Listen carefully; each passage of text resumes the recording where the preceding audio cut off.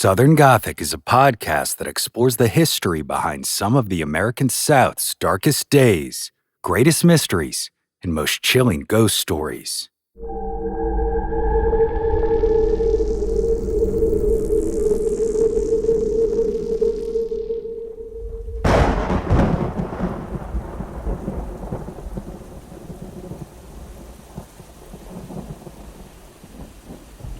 It was a dark and stormy night in June of 1816 when Frankenstein was born.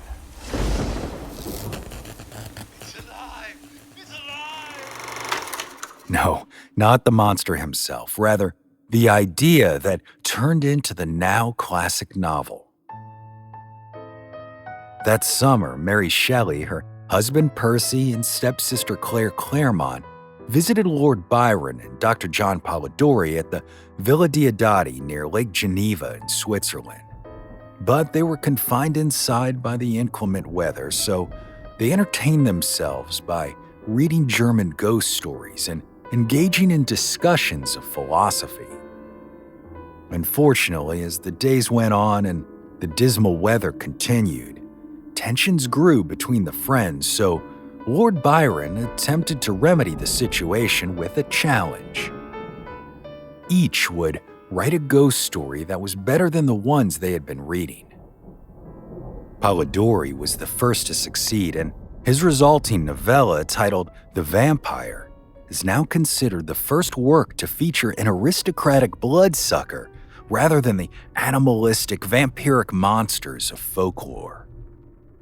And yes, many do believe that the tale, which delves into themes of seduction, power, and the corrupting influence of the aristocracy, was inspired by Lord Byron himself.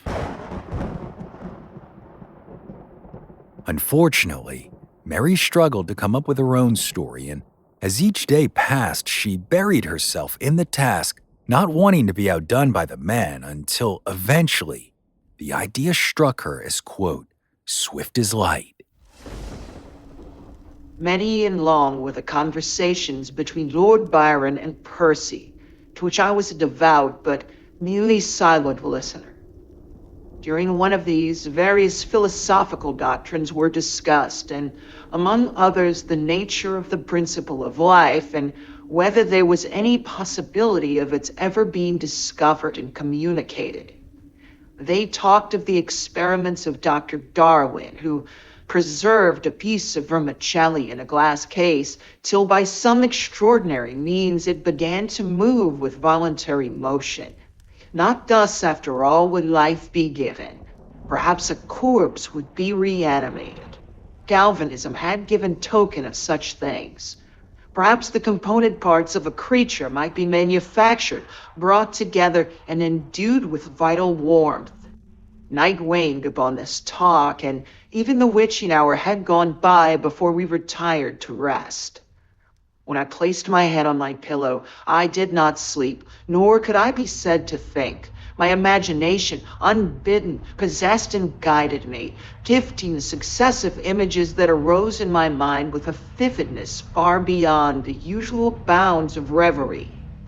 I saw, with shut eyes, but acute mental vision. I saw the pale student of unhallowed arts kneeling beside the thing he had put together. I saw the hideous phantasm of a man stretched out, and then on the working of some powerful engine show signs of life and stir with an uneasy, half-vital motion. Almost 2 years later, on January 1st, 1818, Mary Shelley's Frankenstein, or the Modern Prometheus, was published anonymously in London. And while its contents have become quite iconic as a story about the now seemingly far-fetched possibility of science resurrecting man from the dead, at the time, the novel wasn't really viewed as science fiction. Rather, it was one that dabbled in contemporary medical experiments, critically examining the pursuit of scientific knowledge for its own sake and the potential consequences of such unchecked ambition. You see, Mary Shelley didn't invent galvanism and the pursuit of breathing life into the dead with electricity. widespread experimentation was already going on.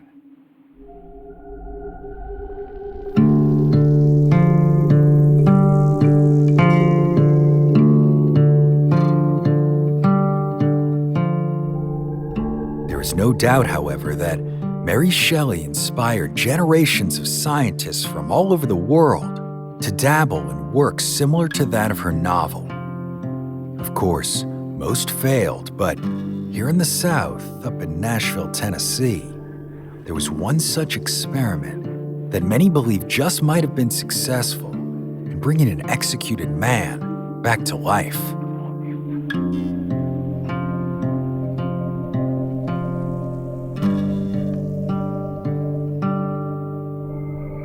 My name is Brandon Schexnayder, and you are listening to Southern Gothic.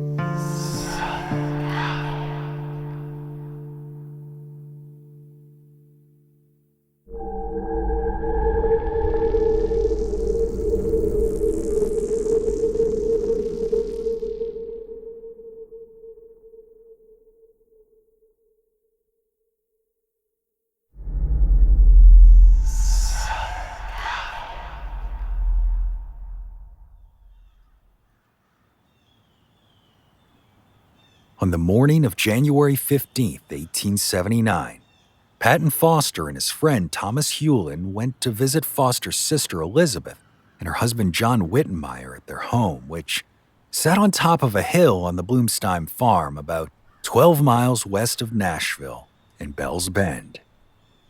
The men arrived at the Wittenmeiers' small log cabin at about 9, and when they got there, they could hear Elizabeth's 18-month-old son crying inside. Yet no one answered the door when they knocked. So Foster cracked it open to see what was going on, but the scene that he was met with was so gruesome, it stopped him in his tracks. Blood was everywhere. John and Elizabeth both lay in their bed, completely unresponsive and covered in blood, and to Foster's horror, when he approached, he discovered that their faces had been mutilated by what was surely a heavy, blunt object. His brother-in-law had been struck so violently and so viciously that his eye had been knocked out of its socket. But most chillingly of all was that his nephew was lying on Elizabeth's chest, still crying as he attempted to nurse. Foster was so overwhelmed by what he had encountered at his sister's home that he didn't even take a moment to investigate any further. Instead, he immediately left and headed into town to alert the authorities. Upon hearing what had happened, Sheriff Price acted fast, and he and Coroner Anderson Peoples went directly to the crime scene, accompanied by Justice John G. Marshall. Within hours, a group of men had been organized to make a thorough examination of the cabin, and John and Elizabeth were moved to cooling boards for further inspection. Their findings were published the following morning in the Tennessean. The man received a heavy blow over the head with what was believed to be the pole of an axe. The right side of the face and the right eye were terribly mangled. The woman's wounds were described as follows. Her neck and one arm were broken. The left side of her face and entire jaw was crushed. The other arm was also severely bruised, looking as if the man had been killed and the woman, on being awakened, was caught by the arm and had made resistance. Fortunately, none of the children were injured. Charles, the crying 18-month-old, and Fred, who was 3, seemed to have slept through the violent attack, and Teresa, who was 5, had stayed at her grandmother's that night and missed it entirely. Further investigation of the cabin also revealed that the top drawer of John Wittenmeier's bureau was open and his pocketbook was lying there empty, clearly having been rummaged through. A new overcoat that John had recently purchased was missing as well, along with several other small objects of value. The authorities also noted that an iron wedge and several large rocks were in the house at the time of the crime, items that were quite capable of inflicting the type of damage they had uncovered. Yet none had blood on them. so the men assumed that the killer had taken the murder weapon with him when he left. But first, he stopped at the wash basin and cleaned his hands, leaving the blood-stained water for the investigators to find, as well as 2 half-empty jars of preserves on the table that suggested he might have even stopped and taken the time to eat something before leaving the scene. Luckily, it didn't take long for the authorities to have a suspect, a man named Knox Martin.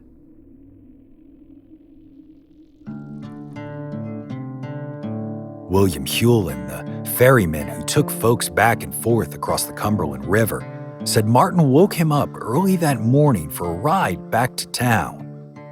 Hewlin had brought Knox in from Nashville the afternoon before, but this trip was quite different. He said Martin, quote, talked hesitantly and very little, and was wearing much nicer clothes than the short coat and soft hat he had when he came. Now, he wore a long black overcoat and silk hat, items that matched the description of what had gone missing from the Wittenmeiers' home. As for the motive, well, that didn't take much time to investigate either. All the circumstances point to an African-American man named Knox Martin as the murderer. Martin formerly worked for Wittenmeier. On December 24th, Wittenmeier had some misunderstandings about wages with Martin and another African-American man named George Berry, both claiming they had worked one more day than they had done.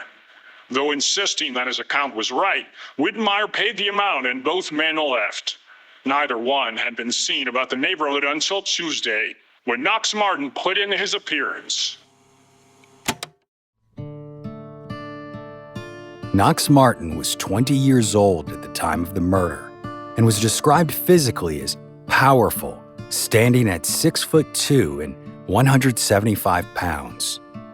He was born a slave on July 27, 1858 in Jackson County, Alabama, up in the northeastern corner of the state. According to his testimony, a farmer named John Martin owned him and his family, as well as a number of other slaves who ran about 12 or 14 plows. While the Civil War began when Knox was only 2 and he was emancipated by the age of 6 or 7, he stayed with their family on the former owner's land until about 1870. What Martin did for the next few years is unknown, but what we do know is that he came to Nashville to find work on the railroad, which he failed to get. But he did so with at least one member of his family, as on January 16th, the day after Patton found his sister and her husband dead in their home, Knox Martin was arrested at gunpoint outside of his brother's house after attempting to flee. George Berry, Knox's friend or co-worker, it's unclear how Martin felt about him prior to all of this, was instrumental in leading the police to him. Berry was concerned that he might fall into suspicion as well, since he had also worked for and had a dispute with John Wittenmeier. But after being taken into custody, Knox Martin confessed to the murder awful quickly. I came here from Alabama. I've been here only a few months. Went to work for Mr. Wittenmeier on the 15th of November and left him Christmas week. I went to the house for the purpose of killing Wittenmeier, but did not intend to hurt his wife. Aunt Mary, a witch living in the neighborhood, told me he said he intended to mob me the first time I put my foot on his ground, and my fear that he would kill me is the reason I wanted to kill him. I had nothing against the woman and hit her by accident. The weapon I used was a wagon spoke.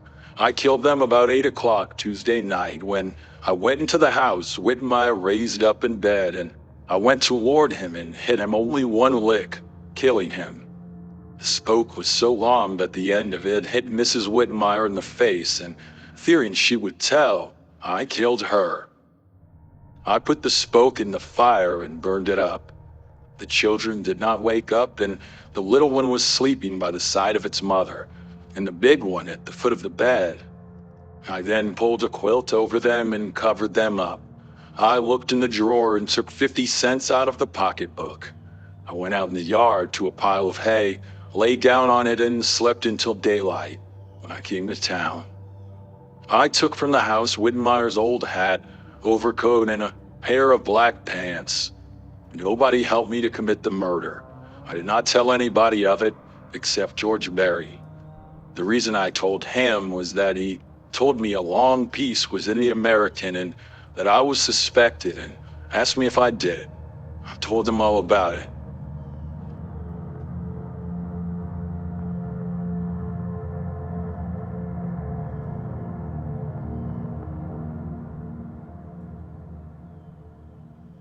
Of course, by the time Knox went to trial the following month, he changed his story a little, claiming that he hadn't actually acted alone, that George Berry was the one who had convinced him to kill Wittenmeier. The plan was for both of us to leave Nashville at once. George Berry was to cross at Hyde's Ferry, and I was to cross at Cleese Ferry and meet over on the hill in some woods on the land of Mr. Bloomstein. I got the neighborhood before dark and went to the house of Witch Maria. She told me Mr. Wittenmeier was mad at me and had said he was going to kill me. I never told her my business. I went from her house to the woods and there, according to appointment, met George Berry. And from there we proceeded to the house of Wittenmeier together. When we arrived at the house, we found the door unlocked. George had a rock in his hand, and I had a piece of a wagon frame in my hand. Knox goes on to describe how the murder took place, claiming Berry was just as guilty as he was and that he firmly believed that George Berry meant to get away by turning him in, and that he was surprised because he didn't think, quote, George would tell on me. Well, if George was involved, he got away with it, as on February 21st, only a little more than a month following his arrest, Knox Martin was found guilty of first-degree murder and was sentenced to death. Upon a gallows previously erected by the sheriff, within 1 mile of his courthouse, he will, between the hours of 10 o'clock a.m. and 2 o'clock p.m., hang you by the neck until you are dead. And may God have mercy on your soul. He was then taken to the county jail where he'd stay for the month leading up to his hanging. While there, his lawyer offered to prepare an appeal to the state Supreme Court, but Knox Martin told him no. And in the week leading up to his hanging, he even told the sheriff and his attorney both that he was ready for the end as, quote, he preferred to die rather than to lie in jail suffering with remorse for his crimes. He said that every night he had seen in his dreams the people whom he murdered. For whatever it was worth, Knox Martin seemed to feel an immense amount of guilt for his actions, and maybe that's what makes what happened to him even more tragic. Because while he most certainly got the execution he desired, some believe that it was not the end, that Knox Martin was brought back to life within hours of his death.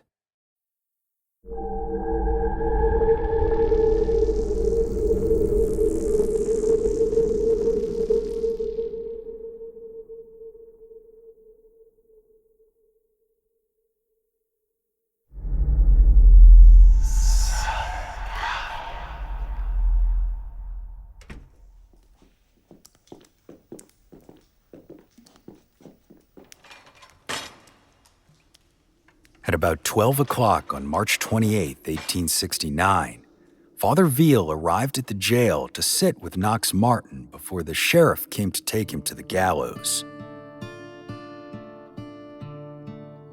Throughout his confinement, Martin had met with very few individuals, but his most frequent were the Sisters of Charity, whose impact was so great that the night before he was to be executed, Knox Martin was baptized into the Catholic faith. Everyone who interacted with him, from his spiritual advisors to his jailers, all claimed he was always cooperative, calm, and accepting of his fate. According to the papers, the only time he ever even shed a tear was when his brother Peter came to bid him farewell. When Veal arrived that morning, he once again found Knox in such a manner, albeit a little restless in anticipation for the sheriff to come and take him. Martin was wearing a nice new outfit, which would also serve as his burial clothes.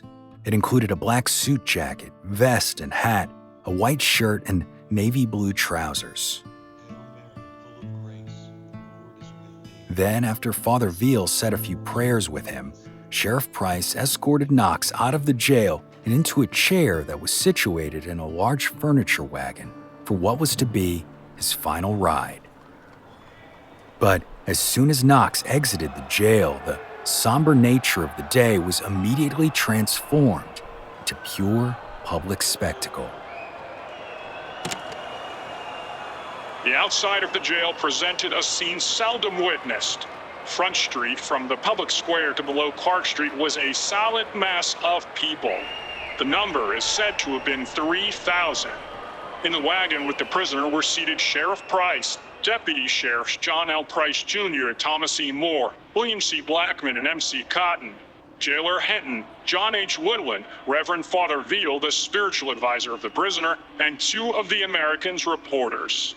The wagon was protected from the crowd by the police under command of Sergeant W.E. McAllister and followed by Reverend Father Ryan in a buggy. Notwithstanding the immense crowd which were constantly following along with and after the wagon, often blocking the streets, the windows of the houses passed were all filled with spectators anxious to get one look at the doomed man. The procession meandered through downtown Nashville, out to the Murfreesboro Turnpike, and eventually Browns Creek, where a scaffold sat in a holler between the Tennessee and Pacific Railroad and the Catholic Orphan Asylum. Despite the immense crowds, though, Knox remained calm and collected and even smoked a cigar for part of that hour-long ride. When they finally got there, over 10,000 people were waiting. Folks of all classes, ages, and races. Relatives of the Wittenmeiers were also present, including 18-month-old Charles, that poor orphan child who was found screaming on his mother's chest. The events of the day had been so greatly publicized that there were even several accounts of mothers asking teachers for their children to be excused from school. Stores closed, and some folks even traveled for hours to be there. But the question is, had those crowds come to witness the execution of a confessed murderer? Or were they there out of curiosity for what was to come after Knox Martin was pronounced dead?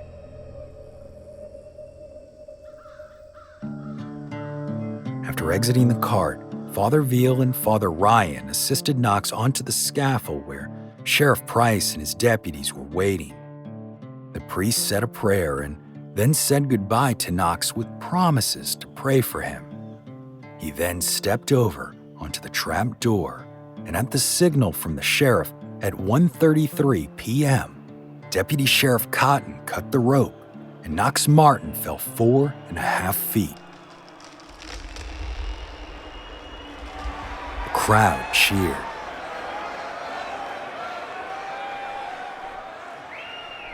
Knox's body made 2 convulsive movements, and after about 10 minutes, Dr. McMurray, the jail's attending physician, pronounced him dead, along with Dr. Summer and Steger from Vanderbilt Medical College.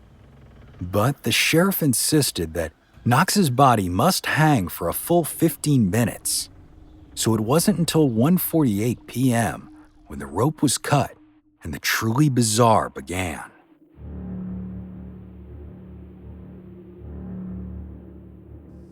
Several days before his hanging, Knox Martin had agreed to sell his body to those Vanderbilt physicians for them to experiment on.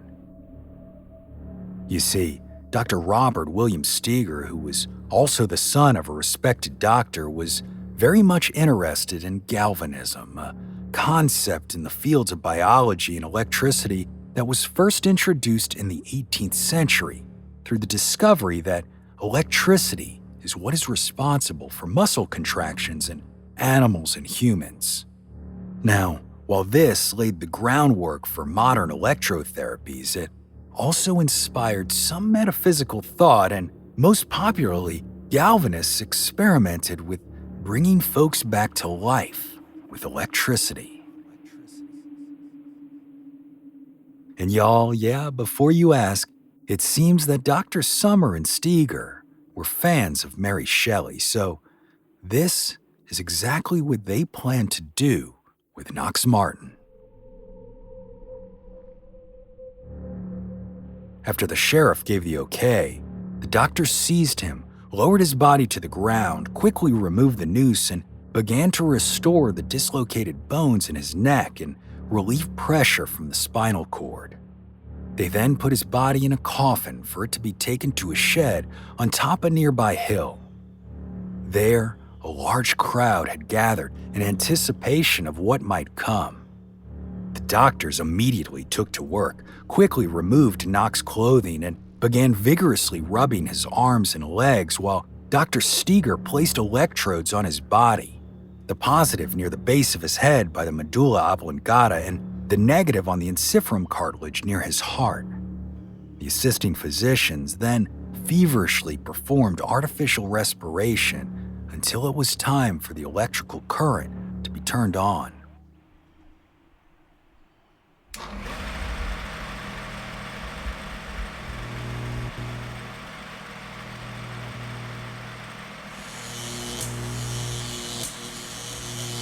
Almost instantaneously, Knox Martin's muscles began to move and contort, and to the shock of everyone watching, his pulse returned. Then his eyes shot open and his head and neck lifted up in what must have been a terrifying sight. Deep groans began to resonate from his mouth, echoing through the shed, and the body began sweating uncontrollably. To the crowd, it seemed as if the doctors had succeeded in doing the impossible, and a mob started to form, threatening violence at the prospect of having to execute this confessed murderer twice. But then, as the battery drained, these signs of life diminished, and once again, Knox Martin was pronounced dead. Soon enough, the crowd dispersed, and the doctors put Martin's body in a wagon to be taken down to the medical college, where it was hauled up to the dissecting room for Steger and Summers to do, well, that's the mystery. You see, most believe that not long after that, the convicted murderer was buried at the Mount Olivet Cemetery in an unmarked pauper's grave. But since no one ever saw the body of Knox Martin leave the medical college, and the doctors were suspiciously tight-lipped about what had happened there, folks started to talk. Well, y'all, my friend and colleague Alan Searcy brought this story of Knox Martin to my attention several years ago after he included it in his book Southern Ghost Stories, South Nashville, and he recently said on his podcast, Southern Ghost Stories, that it was at this point in time, after the doctors left the medical school, that the lore of the South Nashville Frankenstein was born. Now, this is where it gets really, really wacky.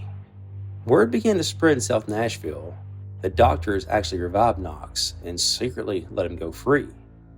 There were rumors he went to Kansas, where he could go and start his life over.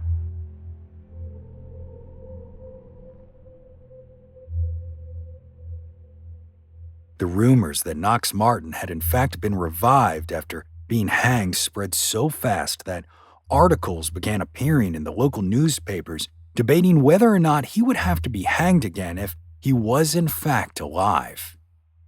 Then, to add gas to the fire, on April 6th, only a week after the experiment, the Tennessean published a letter, quote, received by one of the professors in the medical department of the University of Nashville and Vanderbilt University. It was written by a farmer from Madison County, Alabama, named James Mason. And Mason didn't necessarily believe the hype of the rumors. Rather, he seemed to be a bit concerned and wanted answers after experiencing something strange. Yesterday, a man passed through here giving his name as Knox Martin and said he was hung in Nashville Friday and was afterwards brought to life by the doctors. And that he was on his way to Jackson County where he used to live. Is this Knox Martin alive or dead? Please write and let me know. There is some excitement here about him. I am not satisfied, so I ask you to write. Well, y'all, of course, this wasn't the only strange thing to happen. Several days later, on the 8th, the Tennessean reported that the president of the Nashville Savings Bank had received a, quote, mysterious express package from Montgomery, Alabama. Inside was a portrait of Knox Martin and a piece of rope. Rope that some believers may have been the means by which Martin was hanged. Why this was sent and who sent it, though, is entirely unknown.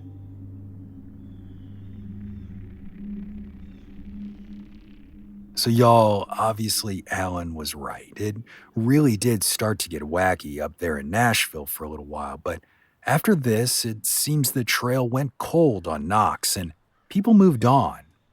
However, in April of 1885, a career criminal named J.P. Manning was arrested for larceny. He had apparently been one of the ringleaders of a group of con men, but here's the thing. The name Manning went by, his alias, was Knox Martin. Now look, I ain't saying he was the man who was hanged back in 1879, but it is curious as to why he chose such a name, and it kind of makes you wonder, had it been him who was trying to convince people he was actually Knox for all those years? Or was Knox Martin's body actually reanimated on that fateful day in 1879?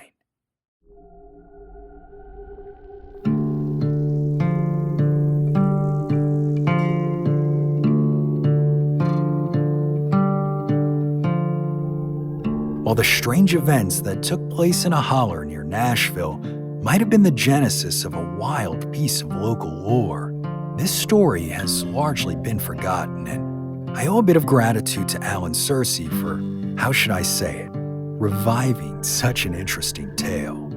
But what's even more important here is that with this new life, the legend of the Nashville Frankenstein also brings with it the continued memory of John and Elizabeth Wittenmeier, whose lives were tragically taken in a horrific act of violence.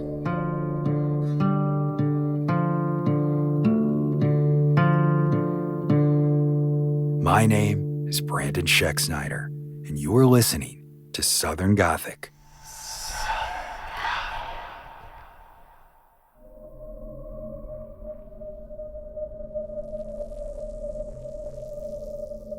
Southern Gothic is an independent podcast produced by Southern Gothic Media with the support of listeners like you. This week's episode was researched by Loretta Allen and written by Brandon Schexnayder. Of course, a special thanks should also go to Alan Searcy for his assistance as well, and be sure to check out Alan's podcast, Southern Ghost Stories. If you are a fan of the show and would like to not only support us, but also have access to ad-free versions of the show, Southern Gothic Premium is now available on all your favorite apps, as well as Patreon. Visit southerngothicmedia.com/listen for links, or head over to patreon.com/southerngothicmedia today. And y'all, as always, thanks for listening. Lucky Little Shack.